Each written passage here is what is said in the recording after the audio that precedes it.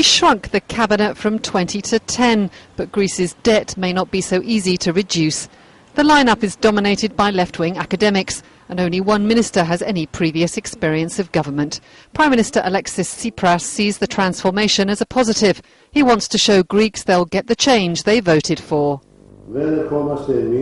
We did not come here to take over institutions and to enjoy the trappings of power. We have come to radically change the way in which politics and governance is carried out in this country. But the challenges are daunting, and Greek markets continue to be battered.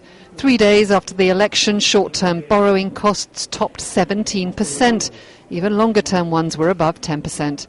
Athens Stock Exchange also fell another 7%, with bank shares down 22%. Other major fallers included the Piraeus Port Authority, after ministers halted plans to sell off state assets.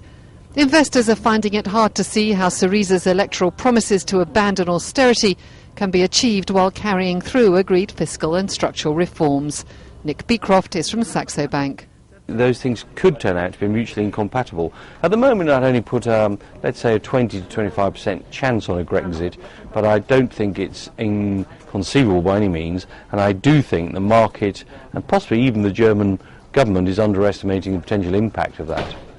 No chance of Greece's new finance minister underestimating the task he has ahead, and friction with EU partners may not stop with economics.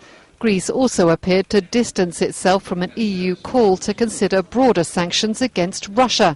This refusal, if it turns into an outright refusal, to join with all the other EU states in imposing sanctions on Russia, gives one a flavour of how difficult the negotiations over debt could be. They later said they hadn't signed the sanctions statement because they hadn't been consulted.